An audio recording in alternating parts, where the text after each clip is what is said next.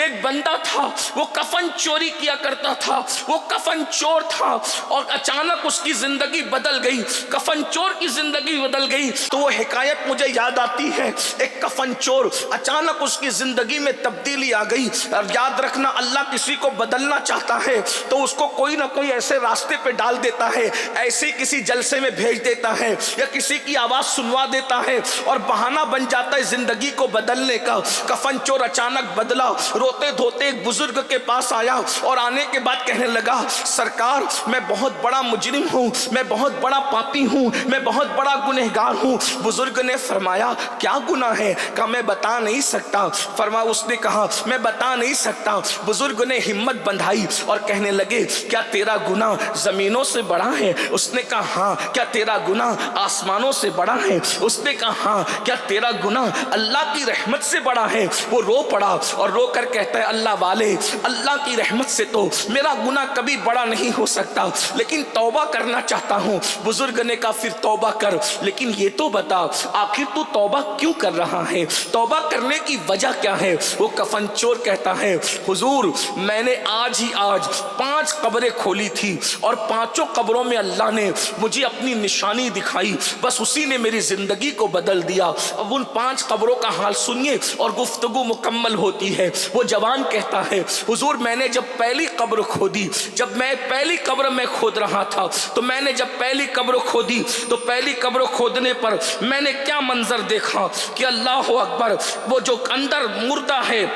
اندر جو مردہ ہے اس کا حال یہ ہے کہ اللہ اکبر اس کا منہ قبلے سے پھرا ہوا ہے، یعنی اس کا چہرہ جو ہم مرتے وقت قبر میں لٹاتے ہیں تو چہرہ قبلے کی طرف کر دیتے ہیں۔ وہ کفن چور اپنے پیر سے کہتا ہے، اپنے مرشد سے کہتا ہے میں نے دیکھا کہ اللہ اکبر میت کا منہ قبلے سے پھرا ہوا ہے اور اس کا منہ سور اور بندر کی شکل اختیار کر گیا ہے، سور اور بندر کی شکل اختیار کر گیا ہے۔ اللہ اکبر جب میں نے یہ منظر دیکھا اور قبر میں آگ بھڑک رہی ہے، یہ منظر دیکھ کر میں کفن چرانے کی بجائے بھاگنے لگا تو غیب سے آواز آئی او بھاگنے والے کیا تو نہیں پوچھتا کہ یہ جو قبر کے اندر چہرہ قبلے سے پھرا ہے، سور اور بندر کی شکل قبر میں اس کی ہو گئی ہے اور چہرہ قبلے سے پھر گیا، قبر میں آگ بھڑک رہی ہے، اس کی کوئی وجہ تو ہوگی۔ اچانک آواز آئی سن لے یہ دنیا میں 2 گناہ کرتا تھا اس لیے قبلے سے چہرہ پھیر دیا گیا، منہ سور اور بندر کی طرح کر دیا گیا، قبر میں آگ بھڑکا دی گئی۔ اللہ اکبر آواز آتی ہے 2 گناہ یہ ہے، ایک تو یہ شراب پیتا تھا، دوسرا یہ زنا کرتا تھا، یہ اس کے 2 جرائم تھے۔ یہ سناٹا قبرستان کا تمہیں دھوکے میں نہ ڈالے، قبرستان کے سناٹے سے دھوکے میں آنے والوں اندر سکون نہیں ہے، اندر سناٹا نہیں ہے، یا تو کوئی جنت کے مزے لوٹ رہا ہے یا تو کوئی جہنم کا کتا بن رہا ہے۔ بتاؤ آپ کی کیا مرضی ہے، آپ کی کیا خواہش ہے؟ اللہ اکبر 2 گناہ، ایک تو نشہ کرتا تھا، ایک تو زنا کرتا تھا، یہ 2 گناہ اس میں موجود ہیں۔ اللہ اکبر چہرہ قبلے سے پھر گیا، منہ سور اور بندر کی طرح ہو گیا۔ میرے بھائیوں بتاؤ تو صحیح، اگر چہرے پہ معمولی سی پھنسی آ جائے تو لوگ بے چین اور بے قرار ہو جاتے ہیں، لوگ مضطرب ہو جاتے ہیں، لوگ تڑپ جاتے ہیں۔ آج کاسمیٹک آئٹم پر اتنا خرچ کیا جا رہا ہے اتنا کسی پہ خرچ نہیں کیا جا رہا ہے۔ انسان کھانے کے معاملے میں ہلکی غذائیں لے رہا ہے لیکن کاسمیٹک آئٹم مہنگے خرید رہا ہے تاکہ وہ خوبصورت نظر آئے۔ دنیا کی خوبصورتی کے مت والو کیا تم یہ بھول گئے اللہ کے رسول علیہ السلام نے فرمایا جس نے دنیا میں نشہ کیا ہوگا جب وہ اپنی قبر سے اٹھے گا یا تو سور کی شکل لے کر اٹھے گا یا تو بندر کی شکل لے کر اٹھے گا۔ میری قوم کے جوانوں تمہارے نبی کا فرمان ہے، میرے نبی کا فرمان ہے، ڈر نہیں لگتا؟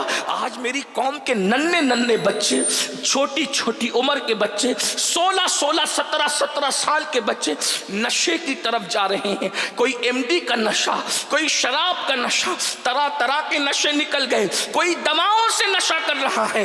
تو وہ کفن چور کہتا ہے اس کا منہ جو قبلے کی طرف پھرا تھا، मुंह सूअर और बंदर की शक्ल इख्तियार कर गया था। उसका जुर्म क्या था? नशा। और दूसरा जुर्म क्या था? जिना।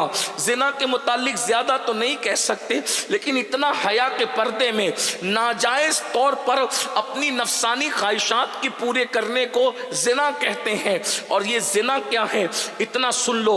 हुजूर गरीब नवाज सरकार गरीब नवाज अपने मलफूजात में फरमाते हैं, गरीब नवाज कहते हैं जब कोई जिना करता है और जिना करने के बाद गुस्ल करता है तो गुस्ल के जितने कतरे उसके बदन से टपकते हैं, हर कतरे के बदले में एक एक साल का गुनाह उसके नामे अमाल में लिखा जाता है।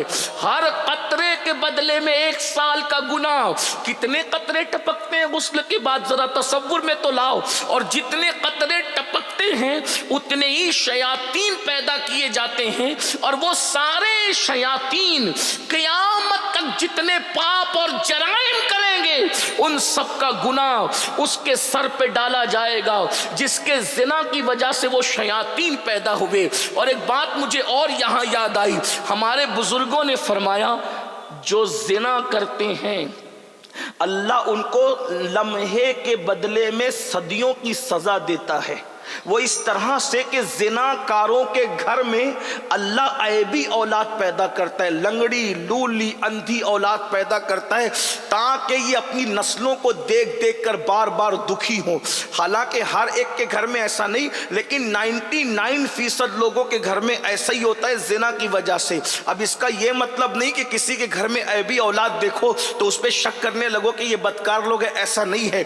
1% लोगों के घर में अल्लाह ऐबी औलाद इसलिए देता है ताकि अल्लाह उनके दर्जात बुलंद करे, उनको मकबूलियत अता करे। तो याद रखना, जरा गौर कीजिए, आज गंदी फिल्मों की वजह से, जिना की फिल्मों की वजह से, गंदी पिक्चरों की वजह से आज हमारे लड़के और लड़कियां जिना को फैशन समझ रहे हैं। लेकिन मैं उनके सामने ये बात रख दूं, कब्र में जाना है, कब तक जमीन पे दंदनाते फिरोगे, कब तक जमीन पर पाप करोगे, कब तक अल्लाह के गजब को दावत दोगे, कब तक उसके गजब को चैलेंज करते रहोगे।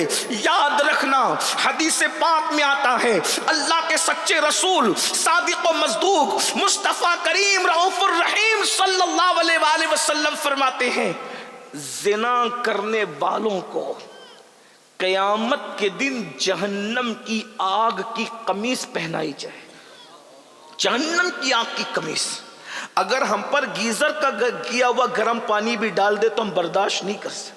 और ये रसूलुल्लाह का फर्म, ये मौलवी साहब नहीं कह रहे, सियासी लीडर नहीं कह रहे, कोई मुकर्रिर का की बात नहीं है कि तुम हंस के टाल दो। जिना करने वालों के कान तक ये आवाज पहुंचे। हुजूर अलैहिस्सलाम ने फरमाया उनको क़यामत के दिन जहन्नम की आग की बनी हुई कमीज पहनाई जाएगी।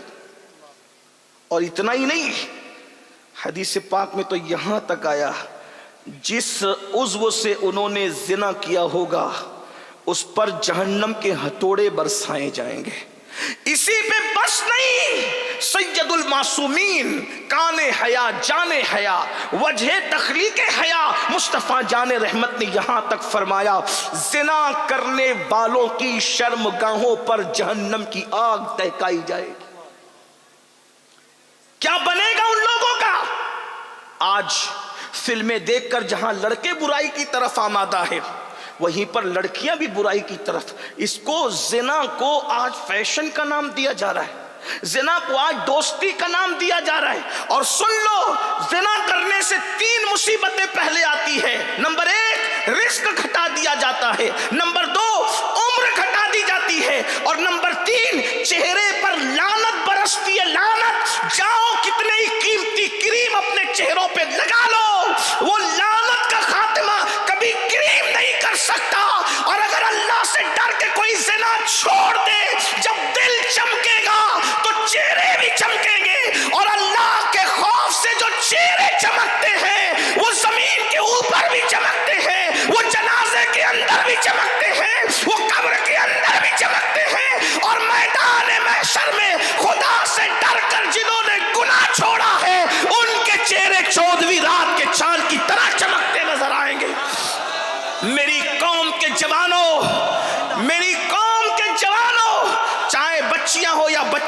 میں آپ سے گزارش کرتا ہوں، جوانی بہت خوبصورت نعمت کا نام ہے جو تقریباً 16 سال سے شروع ہوتی ہے اور 50 سال تک کے چلتی رہتی ہے۔ جوانی آنے جانے کے لیے آتی ہے، ایک دن یہ جوانی کے خوبصورت لمحات چلے جائیں گے۔ میں قوم کی بیٹیوں سے بھی مخاطب ہوں، میری قوم کی بیٹیوں، آج تم بیوٹی پارلر تک جا رہی ہو، گلے میں دوپٹے کو مفلر کی شکل میں لٹکا رہی ہو، اللہ اکبر، باریک اور پتلے لباس پہن رہی ہو، اپنے دوپٹوں کو اللہ اکبر تم نے اپنا سر چھپانے کی بجائے فیشن کی طرح گلے میں لٹکانے کی کوشش کی ہے، اللہ اکبر، ہاتھوں میں چوڑیاں پہننے کے لیے کسی نا اجنبی مرد کے ہاتھ میں ہاتھ دیتی ہو، مہندی لگانے کے لیے اللہ اکبر فاسق اور کافر جو ٹائٹ جینس پہن کر کے بیٹھا ہے اس کے زانوں پر، اس کی رانوں پر تک ہاتھ رکھ کر کے مہندیاں لگاتی ہو۔ یہ آج فیشن بن چکا ہے، مہندی کی کلبیں شروع ہو گئی ہے، مردوں سے مہندیاں لگائی جاتی ہے۔ میں ان مسلمانوں سے مخاطب ہو کے کہتا ہوں میرے بھائیوں، غیرت کہاں چلی گئی مسلمانوں کی؟ اپنی بیٹیاں کافروں کے جو وہ رانوں پر ہاتھ رکھ کر مہندیاں لگائے گی، یہ ہاتھ کتنا قیمتی عورت کا، حضور نے کتنا، یہ ہاتھ عورت اپنے پیر کے ہاتھ میں بھی نہیں دے سکتی، اپنے امام کے ہاتھ میں بھی نہیں دے سکتی، چچا زاد بھائی کے ہاتھ میں بھی نہیں دے سکتی، پھپھی زاد بھائی کے ہاتھ میں بھی نہیں دے سکتی، خالہ زاد بھائی کے ہاتھ میں بھی نہیں دے سکتی۔ علماء کی توجہ چاہتا ہوں، ان کی معلومات میں اضافہ نہیں کروں گا لیکن ان کی دعا لوں گا کہ اگر غلطی کر رہا ہوں تو میری اصلاح کریں گے۔ بہت نازک جملہ کہہ رہا ہوں، یہ عورتوں کا ہاتھ اللہ کے رسول نے فرمایا کہ عورتیں میرے ہاتھ میں بھی نہیں دے سکتی۔ رسول اللہ سید المعصومین جس کے قریب سے کبھی گناہ گزر کے بھی نہیں جا سکتا، خطا جس کے قریب سے کبھی گزر کے بھی نہیں جا سکتی، حضور نے عورتوں کا ہاتھ اپنے ہاتھ میں نہیں لیا۔ جب عورتوں نے کہا مرد مصافحہ کرتے ہیں اور اپنا ہاتھ آپ کے ہاتھ سے ٹچ کر کے اپنے آپ پہ جہنم کو حرام کر لیتے ہیں، ہمیں بھی تو اجازت دو کہ ہم اپنا ہاتھ آپ کے ہاتھ میں دے کر کے اپنے آپ کو بھی جہنم سے بچا لیں۔ تو فرمایا لا افصح من النساء، میں عورتوں سے مصافحہ نہیں کرتا۔ ارے جب ایک امتی نبی کے ہاتھ میں اپنا ہاتھ نہیں دیتی تو تمہارا اتنا جگر کہاں سے آیا کہ تمہاری بیٹیاں چوڑیاں پہننے کے لیے کافروں کے ہاتھ میں اپنا ہاتھ دے رہی، مہندی لگانے کے لیے کافروں کے ہاتھ میں؟ عورت کو ہم نے سمجھا کیا ہے اور عورتوں نے خود کو سمجھا کیا ہے؟ آج کل کی عورتیں فلم سیریل یہی تمہارے لیے آئیڈیل ہے؟ سیدہ فاطمہ الزہرا کی زندگی کو آئیڈیل نہیں بناؤ گے؟ محرم کے 3 دنوں میں امام حسین کے غم میں رونے والوں، کیا رسول اللہ کی امی جان کی زندگی تمہارے لیے آئیڈیل نہیں بن سکتی؟ شربت اور کھچڑا سنیت نہیں ہے، صرف اصل سنیت تو اہل بیت کا کردار ہے، اہل بیت کے نظریات ہیں۔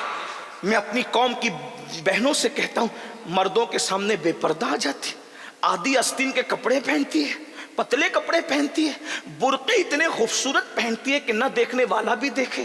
آج سے 900 سال پہلے حجت الاسلام امام غزالی نے فتویٰ دیا تھا کہ عورتیں ڈیزائن والا برقع نہیں پہن سکتی، اس لیے کہ اسلام، توجہ، اسلام برقع پہننے کا حکم نہیں دیتا، اسلام پردہ کرنے کا حکم دیتا ہے۔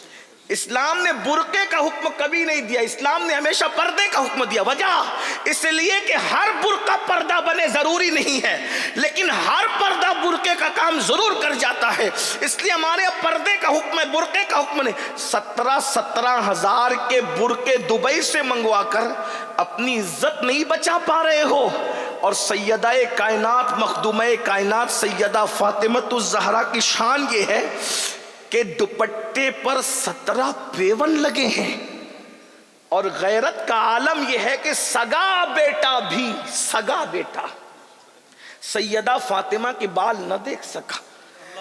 کسی نے امام حسین سے کہا حسین تیری ماں بہت نیک، کسی نے امام حسین سے کہا تیری ماں بہت نیک تھی، میں واللہ تو نے سچ کہا، کیونکہ جب میری ماں کا وصال ہوا میں صرف 7 سال کا بچہ تھا، صرف 7، سگا بیٹا، دودھ پینے والا بیٹا۔ امام کہتے ہیں جب میری ماں کا وصال ہوا میں صرف 7 سال کا تھا، उस 7 साल की उम्र में मैंने अपनी माँ को बगैर दुपट्टे के कभी नहीं देखा।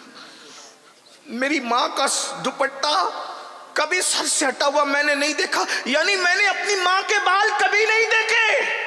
7 साल का बेटा हुसैन जैसा शहजादा भी कह रहा है मैंने अपनी माँ के बाल सर के कभी नहीं देखे। मेरी माँ इतनी नेक थी कि 7 साल के बेटे ने भी उनके सर के बालों को नहीं देखा। और दुपट्टा क्या था? दुपट्टा क्या? पेवंदों का मजमुआ, पेवन का मजमुआ। एक दिन दुपट्टा इतना फटा दुपट्टा कि सैयदा पाक का दुपट्टा ओढ़ने के काबिल न रहा। बहनों की तवज्जो, आप सबकी भी तवज्जो। क्या हम अहले बैत से मोहब्बत की बात करते? सिर्फ हाथ चूमना अहले बैत नहीं, मोहब्बत अहले, सिर्फ नारे हैदरी लगाना यही मोहब्बत अहले बैत नहीं। सिर्फ इमाम हुसैन के नाम पर चंद रसूमात अदा करना यही मोहब्बत। असल मोहब्बत अहले बैत तो उनके किरदार और उनके अकीदे और उनके नजरियात को अपनाना है। मैं अपनी बहनों की तवज्जो, हर शादी के अंदर औरतें मेकअप करके जा रही। मेरी बहनों, मेकअप करने की इजाजत है मगर शादी के लिए नहीं, शौहर के लिए। मेकअप करके वलीमे में जाने की इजाजत नहीं है, शौहर के लिए मेकअप करने की इजाजत है। मेकअप मना नहीं है। औरतें सज धज के बाजार में जा रही, जहन्नम में जाओगी। किसी का कुछ नहीं, मौलवी का तो कुछ नहीं बिगड़ने वाला, मौलवी तो अपनी जिम्मेदारी पूरी कर रहा है। आका फरमाते जो औरत सिर्फ खुशबू लगा के घर से निकलती है, आका इरशाद फरमाते हैं, और उसकी खुशबू लोगों को अपनी तरफ माइल करती है, ऐसी औरतें कयामत के दिन जानिया औरतों की हैसियत से उठाई जाएगी। बच्चियां कॉलेज में सज धज के जा रही है, संवर के जा रही है। मेरे आका फरमाते हैं जो औरतें सज धज के घर से निकलती है कि लोग उसको देखें, कयामत के दिन उसकी चमड़ी आग की कैंची से काटी जाए। मैं तो औरतों को देखता हूं तो मुझे इतना तरस आता है कि जो औरतें सिर्फ डांटने पे रो पड़े, ये अल्लाह का अजाब कैसे बर्दाश्त कर पाए। औरतें इतनी नाजुक मिजाज होती है डांटने पे। मैंने कई बार तजुर्बा किया कि कभी बदबू की जगह से गुजरना हो रहा है तो मर्द नॉर्मल चल रहे हैं, लेकिन बदबू औरतें इतनी नाजुक मिजाज होती है, अल्लाह इनकी नजाकत को और बढ़ा दे। इतनी नाजुक मिजाज कि मर्द बदबू में नॉर्मल चलते, औरत फौरन कपड़ा रखती है। मुझे बताओ मेरी बहनों, हंसने की बात नहीं, जब तुम गटर की बदबू बर्दाश्त नहीं कर पा रही हो तो तुम जहन्नम की बदबू कैसे बर्दाश्त कर पाओगे। जब तुम किसी की डांट बर्दाश्त नहीं कर पा रही हो तो वो बड़े बड़े वो हथौड़े जो जहन्नम में अल्लाह ने तैयार कर रखे हैं, हदीस पाक में आता है जहन्नम का हथौड़ा इतना बड़ा है कि तमाम जिन्नात और इंसान मिलकर भी उस हथौड़े को उठा नहीं सकते, जिससे अजाब दिया जाएगा जहन्नमियों को। ये हुजूर की हदीस है सल्लल्लाहु अलैहि वसल्लम। तो बात दूर निकल गई, मैं बात समेटते हुए क्या अर्ज कर रहा था। सैयदा कायनात का दुपट्टा इतना फट गया एक दिन, इस्तेमाल के काबिल न रहा। तो मौला अली ने वो दुपट्टा देखा तो कहने लगे सैयदा आपका दुपट्टा इतना फट गया है कि ये पहनने के काबिल नहीं है। लेकिन ये बात भी बड़ी है, इतना दुपट्टा फटने के बाद भी सैयदा ने मौला अली को नहीं कहा कि मुझे दुपट्टा ला कर दो। मौलाए कायनात कहते हैं फातिमा जैसी औरत कयामत तक पैदा नहीं हो सकती, क्योंकि उसने पूरी जिंदगी मुझसे कोई फरमाइश ही नहीं की, पूरी जिंदगी मुझसे कोई कुछ नहीं मांगा। मौला अली कहते हैं पूरी जिंदगी मुझसे कुछ नहीं मांगा, कभी फरमाइश नहीं की, इसलिए कि फातिमा मांगने वाली का नाम है ही नहीं, फातिमा तो देने वाली का नाम है। इसलिए कि हमारे मसलक में ये है, हमारे मसलक में ये है कि जब सैयदों को शजरों से न पहचाना जा सके, शजरे खलत मलत हो जाए और हर कोई साहिबे शजरा बनने लगे, तो सूफिया कहते हैं जब सैयदों को शजरों से न पहचाना जा सके तो दो चीजों से उन्हें पहचानना, या तो उनकी सखावत से पहचानना या तो उनकी माफी की आदत سے ان کو پہچاننا. ارے جب سید اتنا دیتا ہے تو سیدہ کے دینے کی شان کا عالم کیا ہوگا. آؤ در زہرا پر پھیلائے ہوئے دامن, آؤ در زہرا پر پھیلائے ہوئے دامن, نسل ہے کریموں کی لجپال گھرانہ ہے. نعرہ تکبیر, نعرہ رسالت, ذکر سیدائے کائنات. ارے جس کے بیٹے اتنا دیتے ہیں کہ لوگ لے لے کر کہتے ہیں خواجہ ہند وہ دربار ہے آلات. نینوا والو, یہ کتنے نمبر کا بیٹا ہے سیدہ کا, کتنے نمبر کا بیٹا ہے. سیدہ فاطمۃ الزہرا, ان کے بیٹے امام حسین, ان کے بیٹے امام زین العابدین, ان کے بیٹے امام محمد باقر, ان کے بیٹے امام محمد جعفر الصادق, ان کے بیٹے امام موسیٰ کاظم, ان کے بیٹے سید محمد ادریس, ان کے بیٹے سید ابراہیم, ان کے بیٹے سید عبدالعزیز, اور ان کے بیٹے سید عبدالعزیز کے سید نجم الدین, ان کے بیٹے سید غیاث الدین, اور ان کے بیٹے سیدنا معین الدین غریب نواز. جب اتنے بعد کا بیٹا اتنا سخی ہے تو اس کی اوپر کی دادی کتنی سخی ہوگی. آؤ در زہرا پر پھیلائے ہوئے دامن, نسلیں ہیں کریموں کی لجپال گھرانہ ہے. اور بھیک مجھ کو بے طلب دیا, تو بڑی سخی ہے فاطمہ. زمانے میں جو کچھ خیرات بٹ رہی ہے وہ سیدہ کی چکی چل رہی ہے تو خیرات بٹ رہے ہیں. سبحان اللہ, سبحان. فرماتے مولا کبھی فرمائش نہیں کی سیدہ نے, کچھ فرمائش, کبھی فرمائش. آج تو عورتوں کا حال یہ ہو گیا, ہر شادی پہ نیا ڈریس چاہیے. نہیں ہے, پڑوسن کو ملا مجھے بھی چاہیے, اس کو ملا. میری بہنوں, ڈریس اور زیور کے چکر میں تو تم تباہ ہو. آخرت کی فکر کرو.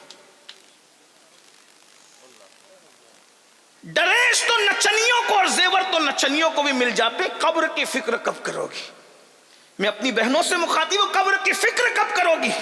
فرمایا کبھی سیدہ نے فرمائش, بلکہ بات پہ بات نکلتی ہے. سہیل باپو نے ذکر چھیڑا سیدہ کا, تم بات پہ بات نکلی تو ایک بات مجھے یاد, اتنی بھی فرمائش کبھی نہیں کی کہ آج گھر میں آٹا نہیں,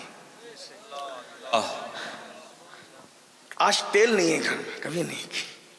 اگر آپ سننا چاہتے ہیں تو اس طرف بات چلی گئی ہے تو میں اس طرف پیش کروں, آپ کو پتہ چلے گا. ضرور ضرور. مولائے کائنات جنگ میں مصروف تھے, جنگ کی مصروفیات تھی. توجہ عرض کر سکتا ہوں نا؟ جی جی. آپ تھک تو نہیں گئے نا؟ سردی میں مجھے ڈر لگتا ہے کہ میں نے جلدی گفتگو ختم کرنا. اس کی وجہ یہ ہے کہ حضور کی امت کا خیال کرنا ہم پہ لازم ہے. جب نماز مختصر کی جا سکتی ہے لوگوں کا خیال کر کے, اللہ, تو تقریر کیوں لمبی کریں. موسم اچھا ہوتا ہے تو پھر ہم بھی کھلتے ہیں, لیکن ٹھنڈی کا موسم ہے, بوڑھے بچے سبھی ہیں. بہرحال چلیں بات اب میں اینڈ کی طرف لے جاتے ہوئے کروں. مولا علی جنگ کے ماحول میں ہیں, جنگ کی مصروفیت ہے, اور جنگ کی مصروفیت میں اتنے بیزی ہو گئے. ظاہر سی بات ہے جنگ کی مصروفیت کوئی معمولی تو نہیں ہوتی نا, جنگ کی مصروفیت اور پھر مولا علی جنگجو آدمی, بہادر آدمی, ایسا بہادر کہ میرے آقا نے کہا لا فتح الا علی, سبحان لا اللہ, سیف الا ذوالفقار. علی کی اللہ. طرح بہادر کوئی جوان نہیں ہے اور ذوالفقار کی طرح کوئی تلوار نہیں. بے شک بے شک. جس کی تلوار کی نبی جائے وہ سبحان اللہ تعریف کرے, اور جس کی بہادری کی پھر وہ بہادر تو پھر اتنے بہادر تھے مولا مشکل کشا, اتنے بہادر کہ اللہ اکبر. مولا مشکل کشا کا حال یہ کہ اگر کسی کے پیر پر پیر رکھ دے ہٹا نہیں سکتا بندہ. اللہ, بڑے بہادر تھے, بڑی بہادری تھی, اللہ نے بہت بہادری تھی. اتنے بہادر تھے مولا مشکل کشا پاک کہ 70 لوگ جس وزن کو نہ اٹھا سکتے تھے مولا کائنات اس کو ایک ہاتھ میں اکھاڑ لیتے. سبحان اللہ, اکھاڑا پھینکا. بہادری ان کا اپنا انداز تھا. اتنے بہادر تھے کہ جس کو جہنم تک پہنچاتے تھے ٹیڑھا ترچھا نہیں کاٹتے تھے, وہ برابر برابر کاٹتے. اللہ, اللہ, اس میں بھی مولا علی حیدر. بہرحال تو مصروف رہے, اور مصروفیت میں تقریباً ہفتہ گزر گیا, ایک ہفتہ گزرا. اور ایک ہفتے کے بعد جب راحت ملی تو مولا پاک گھر میں آئے اور سکون سے بیٹھے تو سیدہ سے پوچھا کہ 7 دن کی مصروفیات تھوڑی کم ہوئی ہے تو دل چاہتا ہے کہ آج کچھ کھائیں، آج کچھ کھائیں، کیا پکایا تم نے؟ سیدہ نے کہا کہ 7 دن ہے، 7 دن سے گھر میں اللہ کی برکت ہے۔ سبحان اللہ۔ جواب دیکھیں ذرا، اچھے باپوں کی اچھی تربیت ایسے جملے نکالتی ہے۔ بے شک۔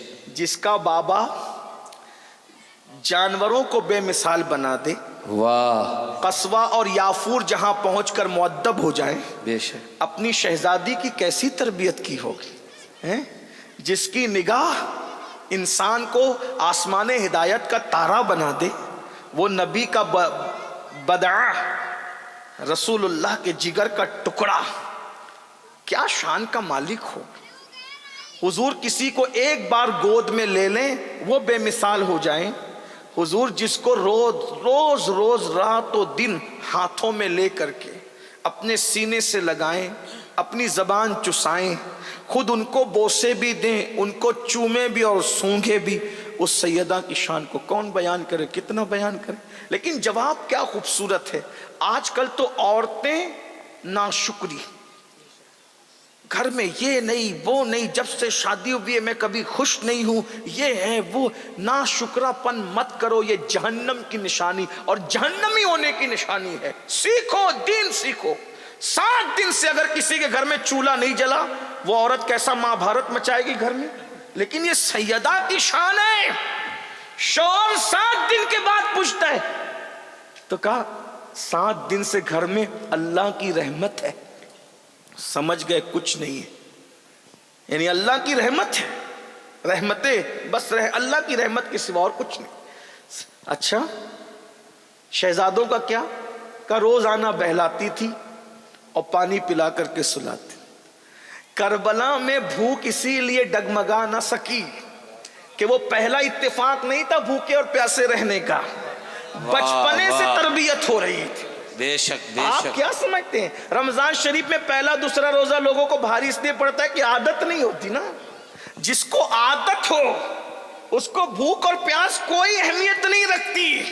ہاں، اور پھر یہ بھی یاد رکھیں، لوگ کہتے ہیں علی اکبر کا جنازہ اور علی اصغر کا جنازہ اٹھاتے ہوئے کیوں نہیں لرزے؟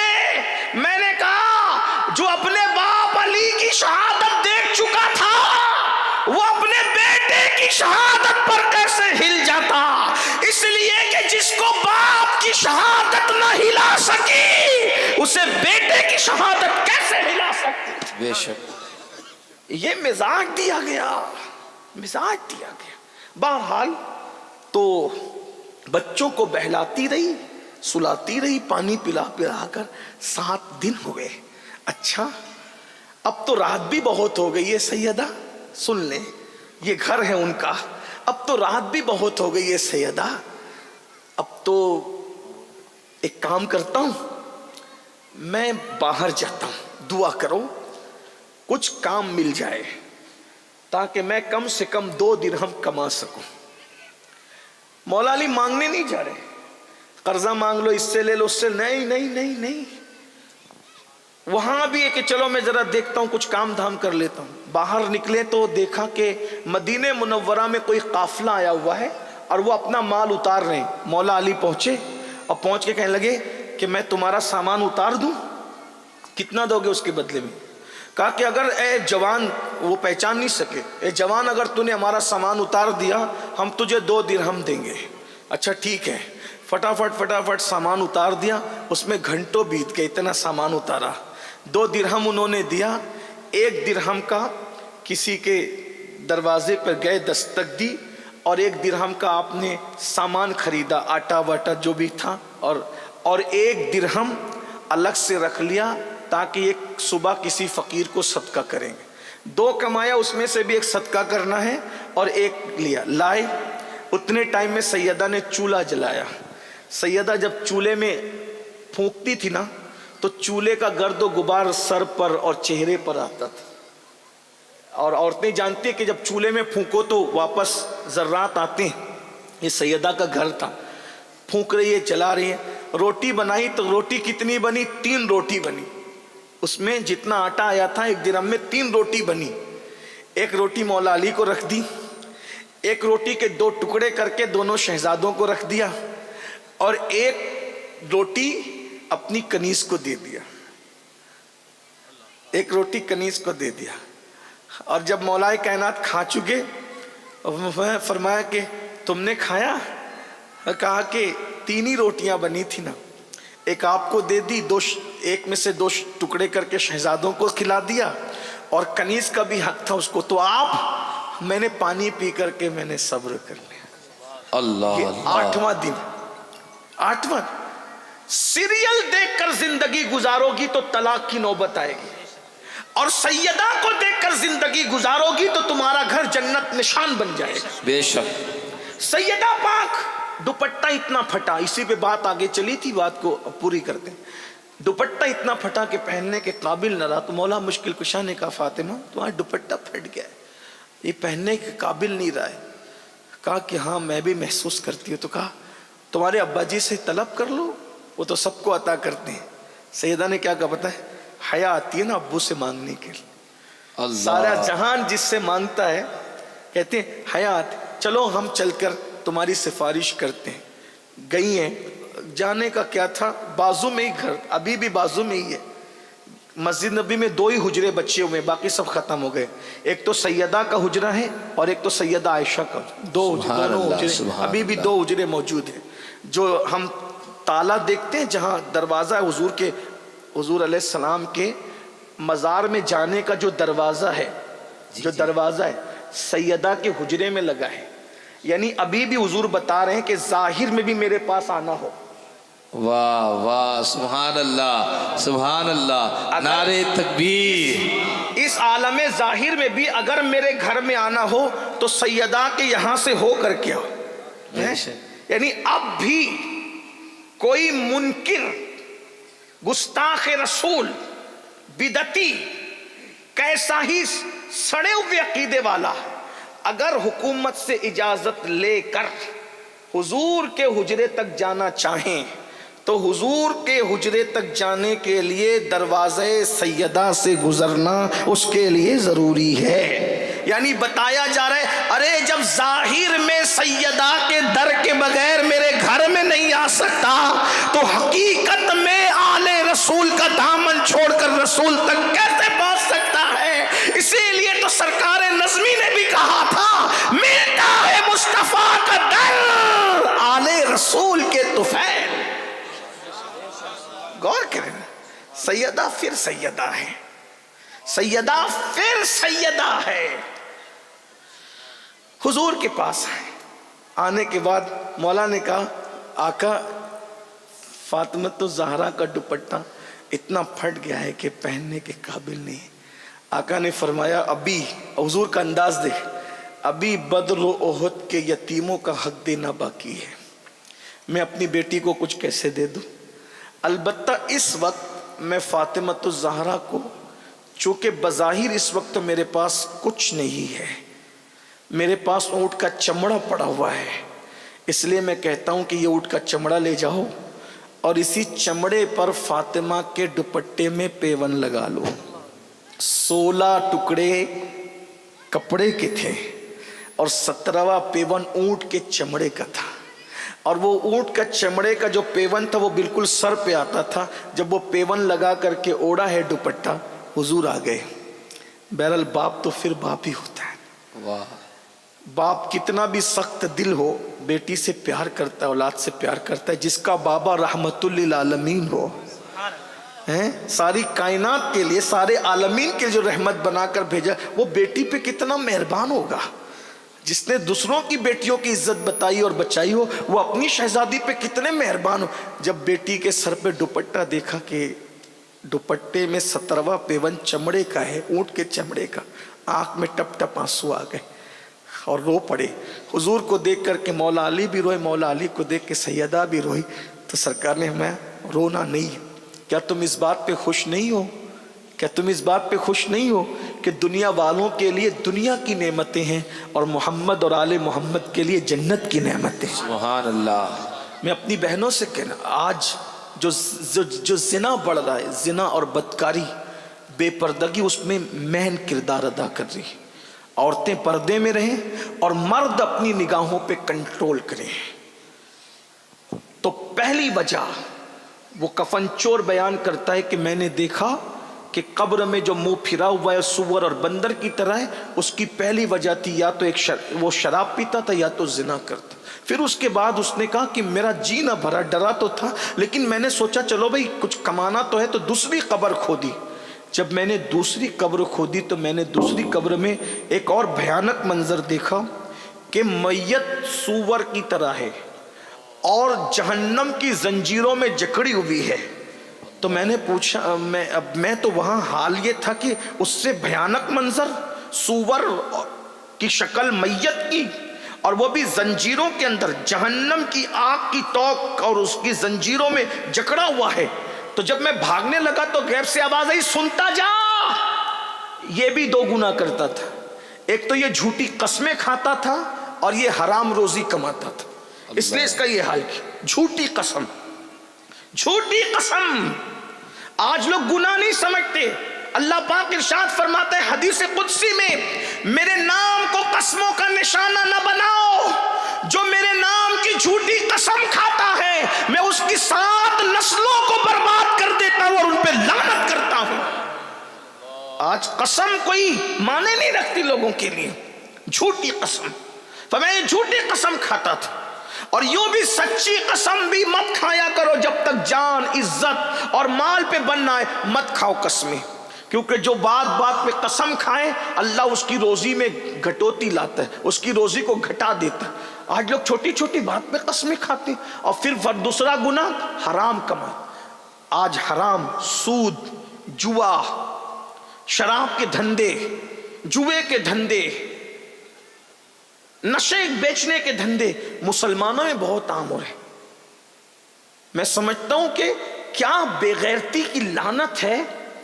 एमडी मुसलमान बेच रहा है, शराब के धंधे मुसलमान, सूद मुसलमान, जबकि ये बात कह दी गई है कि काबे में जिना करना और सूद खाना दोनों बराबर बराबर है।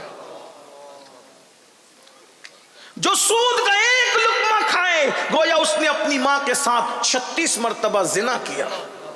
फिर भी लोग सूद का धंधा कर, नशा बेच। मैं नशा बेचने वालों से पूछता हूं, क्या तुम नशा बेचते वक्त अपने बच्चों को भूल जाते हो?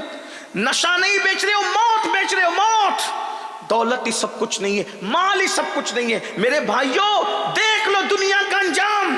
अरे हलाल कमाने वाले अपनी कब्र में क्या ले गए जो हम हराम कमा कर अपनी कब्र में ले जाएंगे? कुरान कहता है ला तंसा नसीबका मिनद दुनिया, दुनिया से अपने नसीब का मत भूलो, सिवाय कफन के कुछ नहीं ले जाओगे। अरे खुद की जमीन में दफन होना भी नसीब नहीं होगा, दफन भी होंगे तो कब्रिस्तान में। कौन से नशे में हो, किस घमंड में हो? कारून का खजाना उसके साथ गया, नमरूद की दौलत उसके साथ गई, फिरौन की दौलत उसके साथ गई, बुख्त नस्र की दौलत उसके साथ गई। हमारे साथ क्या जाएगा? इसलिए हराम से बचो, हराम रोजी से बचो, हलाल की तरफ आओ। और हराम खिलाओगे अपने बच्चों को, जब हराम खाने वाले बच्चे जवान होंगे माँ बाप के साथ बगावत करेंगे। आज अगर हमारे बच्चे हमारे बागी हो रहे हैं, वजह हमने उनको हलाल कितना खिलाया, कितना हलाल खिलाया। जो हराम से खून बनेगा और गोश्त बनेगा वो बागी ही बनाएगा। आज लोग, मैं इतनी बड़ी स्कूल में डाल रहा हूं अपने बच्चे को कि मेरा बच्चा अच्छा बने। भाइयों अच्छे स्कूल से बच्चा अच्छा बनने में सिर्फ 5% बस, 95% हलाल गिज़ा। आज गिज़ा हराम है। इसलिए देख लो बच्चे डॉक्टर बन जा रहे हैं, टीचर बन जा रहे हैं, इंजीनियर, माँ बाप को छोड़ के भाग जा रहे हैं। अब माँ बाप बुढ़ापे में रो रहे, क्यों? खिलाया क्या? ये बताओ, क्या कमा के खिलाया? इस पर एक बात मैं आपको बताऊं, तवज्जो करना। हलाल किया अपना असर है। एक बुजुर्ग थे, नाम नहीं लूंगा अब उनका, नाम लूं क्योंकि जब कोई इबरत की बात बयान करनी होती तो मैं बुजुर्गों का नाम नहीं लेता। बहुत बड़े बुजुर्ग थे, बहुत बड़े बुजुर्ग। उनका शुमार गौस पाक के और गरीब नवाज के भी पीरों में होता है, पीरों के पीरों में होता है। उनका बेटा थोड़ी मस्ती करता। ایک مرتبہ مستی میں ان کے بیٹے نے ایک بیشتی سمجھتے ہیں بیشتی، پانی جو بیچتے ہیں، صبح صبح اس کے مشکیزے پہ تیر چلا دیا، اس کا پورا پانی بہہ گیا، مشکیزہ بھی پھٹ گیا۔ غریب آدمی کے لیے مشکیزہ بہت بڑی چیز تھی، پانی پورا گر گیا، مشکیزہ پھٹ گیا۔ وہ روتے ہوئے حضرت کے پاس آیا، حضرت پورے بصرہ میں آپ کا نام ہے، شان ہے، عزت ہے، مقام ہے، بلندی ہے، یہ آپ کے بچے نے میرا مشکیزہ پھاڑ ڈالا۔ آپ نے فوراً پیسے دیے، خادم کو مشکیزہ منگایا نیا، پرانا مشکیزہ بھی درست کروایا، دونوں مشکیزے دیے، حلوہ منگایا، حلوہ کھلایا، کہا بیٹا جاؤ۔ اس نے کہا پرانا بھی درست کر کے دے دیا، نیا بھی دے دیا، حلوہ کیوں؟ کہا حلوہ جو ہے نا وہ ٹوٹے ہوئے دل کو راحت بخشتا ہے، اس لیے میں نے حلوہ کی طرح، میرے بچے نے تیر چلایا، مشکیزہ پھٹا تو تیرا دل تو ٹوٹا ہوگا نا، اس لیے جو وہ میں نے دل کو راحت دینے کے لیے حلوہ کھلایا، جو پرانا بھی لے جا، نیا بھی لے جا، جا اللہ تجھے برکت دے۔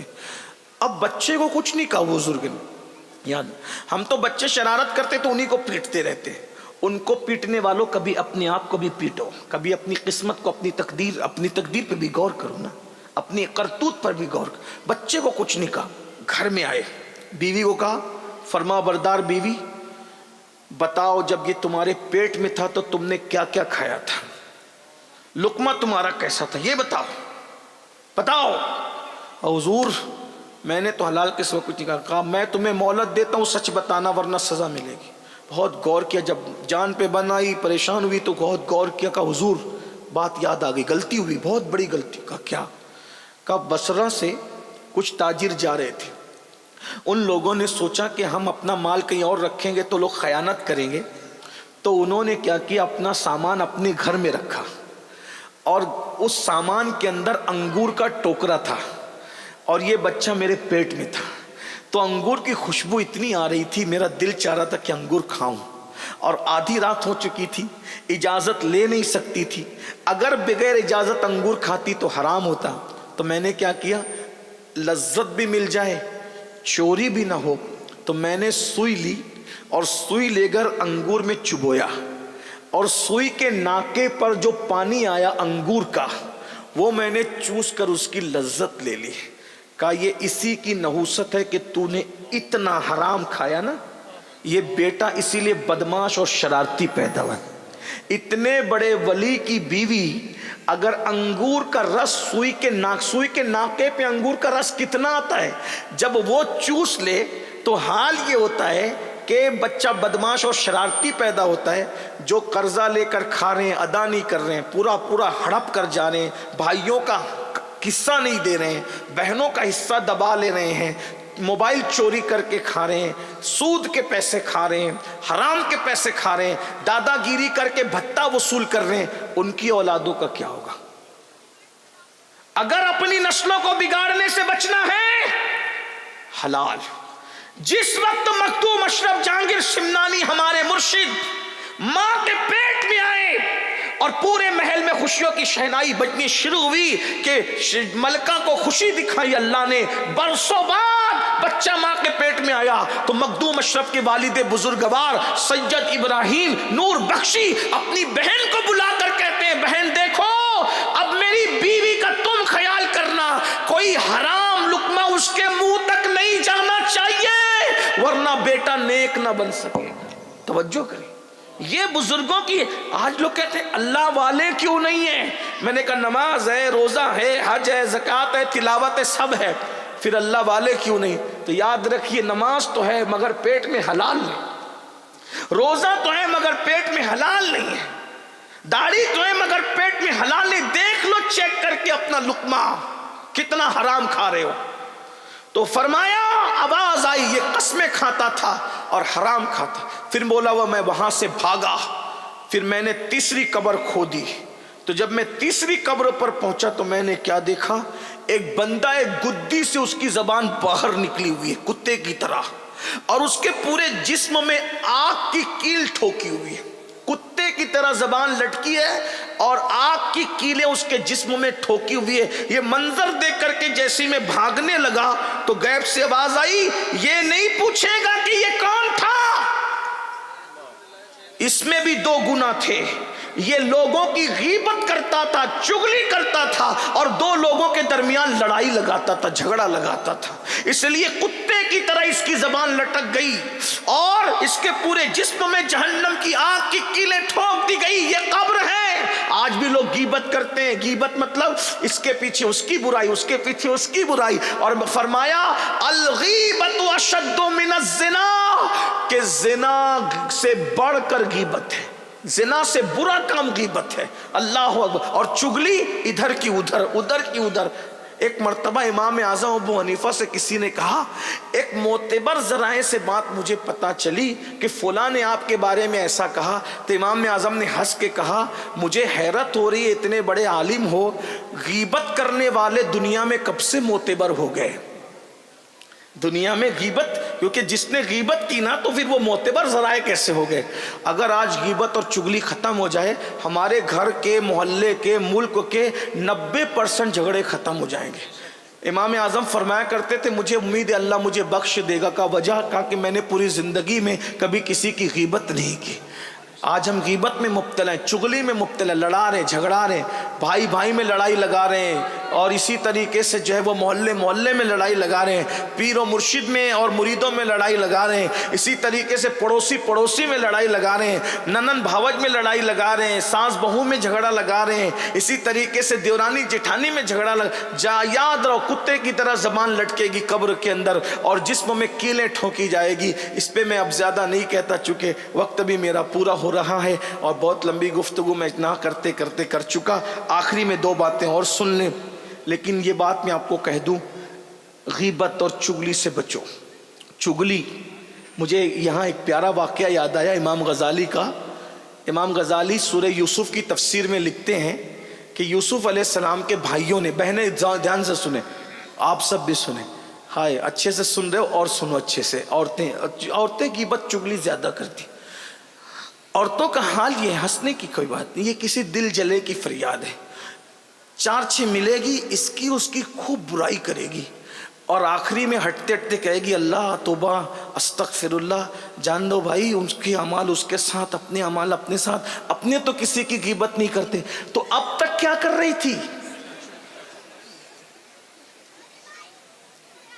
بعض عورتیں تو کہتی اللہ توبہ میری بہن, میں غیبت کرنے کے لیے نہیں کہہ رہی ہوں, میں تو بتانے کے لیے کروں. ارے یہی تو غیبت ہے.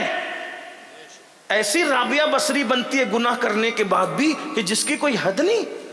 اللہ کی پناہ, عورتوں کو دین سیکھنے کی ضرورت زیادہ. ایک عورت اگر دین سیکھ لے, 4 مردوں کے لیے جنت میں جانے کا ذریعہ بن جائے.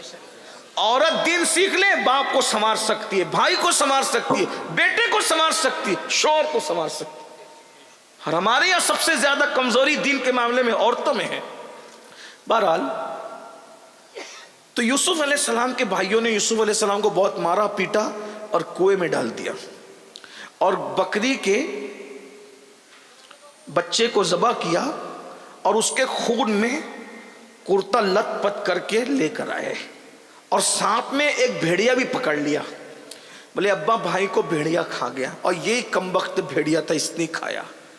حضرت یوسف علیہ السلام کا کرتا حضرت یعقوب علیہ السلام نے دیکھا تو آپ روتے روتے ہنس پڑے, کہنے لگے کتنا ہوشیار تھا نا وہ بھیڑیا, کہ پورا یوسف کھا گیا اور کرتا بھی نہیں پھٹا.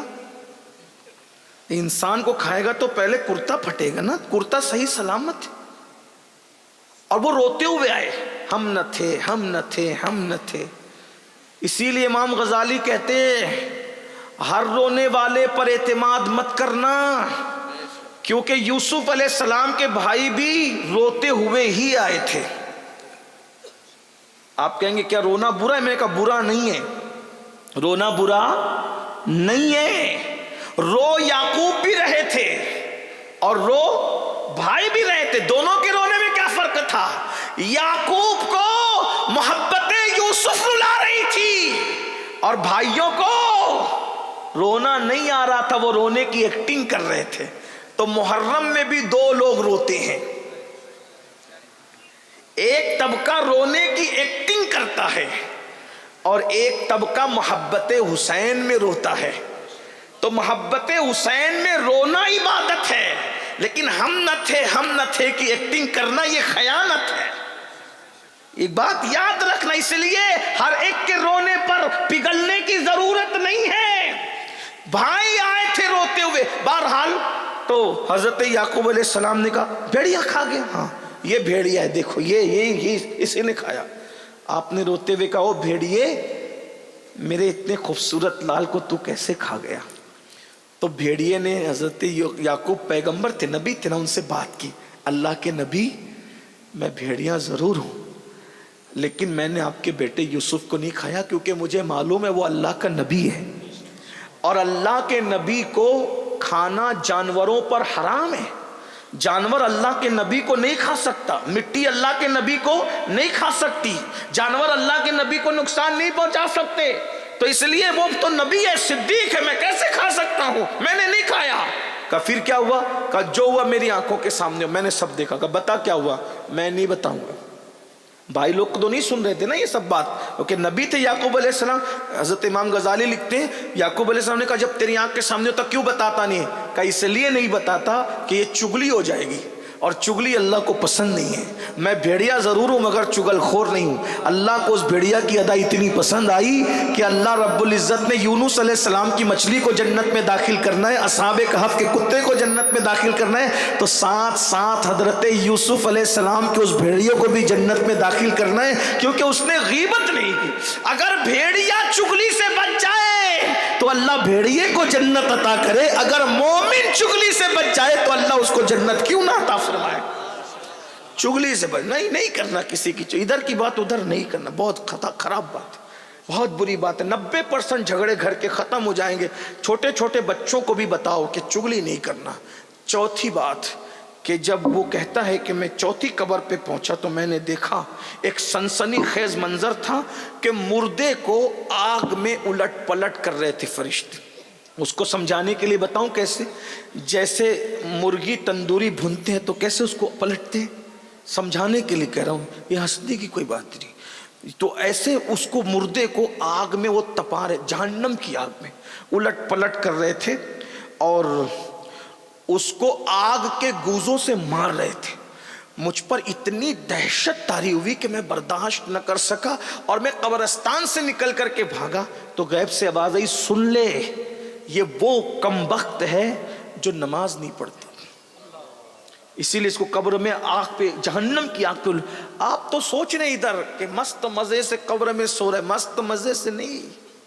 اللہ کے رسول علیہ السلام فرماتے ہیں جب بے نمازی مرتا ہے تو اس کی قبر میں اللہ تبارک و تعالیٰ ایک گنجا سانپ مسلط کرتا ہے جس کا نام شجاع الاقرع ہے، اور وہ اس کے جو ناخن ہے وہ لوہے کے، اور وہ جس کو ایک بار ڈسے 1000 سال تک کے اس کے اندر زہر گھومتا رہے اور اس کی ہڈی ٹکڑے ٹکڑے ہو جائے. شجاع الاقرع.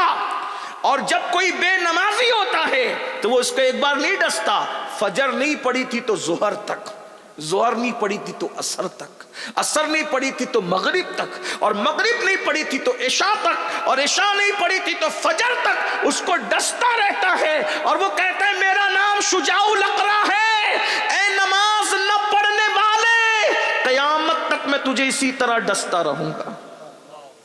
آج ایک وقت کی نماز کے لیے صرف 10 منٹ کا ٹائم لگتا ہے. 10 منٹ کیوں نہیں نکالتے؟ 10 منٹ گیم کے لیے وقت نکالا، فلموں کے لیے وقت نکالا، دوستوں کے لیے وقت نکالا، سب کے لیے. مرتے وقت سب سے زیادہ تکلیف بے نمازی کو ہوتی. جہنم میں سب سے دردناک عذاب بے نمازی کو دیا جائے گا. بلکہ یہاں تک میرے آقا فرماتے ہیں جو جان بوجھ کر نماز چھوڑ دے قیامت کے دن اس کے ساتھ میرا کوئی وعدہ نہیں ہے. پھر وہ کہتا ہے میں تو بھاگ رہا تھا لیکن میں نے سوچا ایک قبر اور کھود لوں، ہو سکتا ہے کچھ کام بن جائے. جب میں نے 5ویں قبر کھولی تو میں نے کیا دیکھا کہ قبر تا حد نگاہ کشادہ تھی. اس میں باغ تھے، نہریں تھی، اور ایک خوبصورت جوان سفید کپڑے پہن کر کے ایک دم خوشی خوشی تخت پہ بیٹھا ہوا تھا. وہ 2 گز زمین نہیں ہے، اس کے اندر بہت کچھ ہے. یہ ہماری آنکھوں کا قصور ہے کہ نہیں دیکھ پاتے. آپ تو کہیں گے یہ امین القادری کیا کہہ رہا ہے کہ قیامت تک وہ سانپ ڈسے گا، ہم تو 6 مہینے میں قبر پلٹی کر دیتے. اور تیری قبر کی پلٹی کچھ بھی ہو، یہ میرا اللہ ہے، تجھے دکھتا کچھ اور ہے، ہوتا کچھ اور ہے. اگر اللہ عذاب دکھا دینا تو دنیا ختم ہو جائے. تو اللہ عذاب سب کو دکھاتا نہیں، وہ اللہ والوں کو دکھاتا ہے یا جس کو چاہتا ہے دکھاتا ہے. سب نہیں دیکھ سکتے عذاب. تو قبر پلٹی ہو جائے پھر بھی اس میں عذاب ہوگا، تمہیں دکھ نہیں رہا ہے. کہ کیوں نہیں دکھ رہا ہے؟ میں نے کہا میرے بھائی ہم تو اتنے اندھے ہیں کہ پوری زندگی کبھی خود کا چہرہ نہ دیکھ سکے. کبھی دیکھا اپنا چہرہ؟ دیکھا؟ بغیر آئینے کے، بغیر سبب کے اپنا چہرہ کبھی نظر آیا؟ جس کو خود کا چہرہ نظر نہ آئے اسے اللہ کا راز کیا نظر آ سکتا ہے؟ اس لیے بہت ہوشیار بننے کی ضرورت نہیں ہے. کچھ چیزیں ایسی ہوتی ہے نظر آئے یا نہ آئے ماننا ضروری ہے. کچھ ڈیڑھ ہوشیار ہوتے ہیں. ایک مرتبہ امام جعفر صادق تقریر کر رہے تھے، اللہ ہے نظر نہیں آتا. ایک ڈیڑھ ہوشیار ہے کہ جو نظر نہیں آتا میں اس کو نہیں مانتا. وہاں امام جعفر صادق کا ایک دیوانہ تھا جس کو بہلول کہتے. بہلول بہلول بہلول کا مطلب کیا ہوتا ہے؟ خوش مزاج، خود ہنسے دوسروں کو ہنسائے. بہلول کا مطلب کیا ہوتا ہے؟ دانش مند، عقل مند، خوبصورت بالا. بہلول دیوانہ تھا، امام جعفر صادق کا شاگرد تھا. جیسے اس ڈیڑھ ہوشیار نے کہا نا جو نہیں دکھے میں اس کو نہیں مانتا، اس نے اٹھایا پتھر اور دیا دے سے زور سے سر پہ مارا. کہا ہائے میرا سر، میرا سر. کیا کر دیا یہ پاگل نے؟ بہلول نے کہا کیا ہوا؟ سر تو نے مار دیا تو ہو کیا؟ درد ہو رہا ہے. کہا دکھا کدھر ہے؟ ارے درد ہو رہا ہے. ارے دکھا کدھر ہے؟ او پاگل درد ہو رہا ہے. کہا کہ تیرا فلسفہ ابھی تو نے بیان کیا نا کہ جو دکھتا نہیں میں اس کو مانتا نہیں. تو جب تیرا درد دکھتا نہیں تو میں اس کو کیسے مان لوں؟ تو اس کو پتا چل گیا کہ جعفر صادق کے دیوانے نے ایسا چوٹ دے کر کے سمجھایا کہ قیامت تک کے لیے اب سب کو سمجھ میں آ گیا. ارے نادان، جب درد چھپ کر بھی محسوس ہوتا ہے، دکھتا نہیں ہے لیکن ہے درد، ہے نا، موجود ہے نا درد. تو جب درد موجود ہے مگر دکھتا نہیں، جب درد اتنا مستور ہے تو درد کا پیدا کرنے والا خدا کی شان سے مستور ہوگا. تو دماغ نہیں لڑانے کا بہت زیادہ. کچھ چیزیں صرف اللہ رسول کی مان لینی ہو. اور یہ بات یاد رکھنا، جو چیز بن دیکھے مانو گے اس کی اپنی برکت ہے. تو بہرحال تو وہ کہتا ہے میں نے 5ویں قبر کھودی تو نہریں تھی، باغات تھے اور بالکل گلستہ کھلا ہوا تھا اور ایک بندہ تخت پہ مزے سے بیٹھا تھا. میں وہ منظر دیکھ کر مسرور ہوا لیکن اس کی ہیبت بھی مجھے جو وہ بھگانے کے لیے آمادہ ہوئی. تو میں ادھر سے بھاگنے لگا تو مجھ سے آواز آئی غیب سے، کہا ارے اس کو نہیں پوچھتا کہ یہ قبر میں اس شان سے کیوں ہے؟ لوگ تو سمجھ رہے کہ 2 گز چھوٹی سی جگہ ہے، کب کروٹ لینے کو جگہ نہیں، لیکن یہاں تو پورا گلستہ کھلا، یہاں تو پوری باغ و بہار ہے. پوچھ اس سے کہ یہ کیوں ہوا؟ تو خود ہی غیب سے آواز آئی، یہ وہ خوش نصیب ہے جس نے جوانی میں اللہ کی بارگاہ میں توبہ کر لی تھی، اس لیے اللہ نے اس کو یہ مقام عطا فرمایا. یہ جوانی میں توبہ کا انعام ہے. بڑھاپے میں تو بھیڑیے بھی سدھر جاتے. جب کسی کے کام نہیں آتے تو پھر ہاتھ میں تسبیح لینا اور بغل میں مصلی، پھر وہ مزہ نہیں رہتا. اگر سدھرنا ہے تو جوانی میں سدھرو، سنورنا ہے تو تاش کے پتے چھوڑ دو، جوا چھوڑ دو، شراب چھوڑ دو، اللہ کی بارگاہ میں توبہ کر لو. کیونکہ حدیث پاک میں آتا ہے اللہ فرماتا ہے جو جوان جوانی میں توبہ کرے میں اس کو اپنا محبوب بندہ بنا لیتا ہوں. ایک حدیث میں یہاں تک آیا کہ جب کوئی بندہ جوانی میں توبہ کرتا ہے تو اللہ 40 دن تک آسمان میں نور کی قندیلیں روشن فرماتا ہے اور فرشتے ایک دوسرے سے کہتے ہیں جوان نے توبہ کی ہے، جوان نے توبہ کی ہے، جوان نے توبہ کی ہے. اس خوشی میں نور کی قندیلیں روشن کی گئی ہے. اور ایک بات یہ بھی یاد رکھنا، جوانی کی توبہ اللہ کا مقبول بندہ بنا دیتی ہے. بات جوانی کی آئی ہے تو تو یہاں تک حدیث پاک میں آیا ہے کہ جو جوان حرام سے بچے، اللہ کی عبادت کرے، اللہ اس کو 70 صدیقوں کا ثواب عطا کرتا ہے اور اللہ اس کو فرشتوں کے مانند قرار دیتا ہے۔ فرمایا جو جوانی میں حرام سے بچے، اللہ فرماتا ہے وہ میرے بعض فرشتوں کے مانند ہے میرے نزدیک۔ اور یہ بھی فرمایا میرا حقیقی بندہ وہی ہے، میرا محبوب بندہ وہی ہے جو جوانی میں توبہ کر۔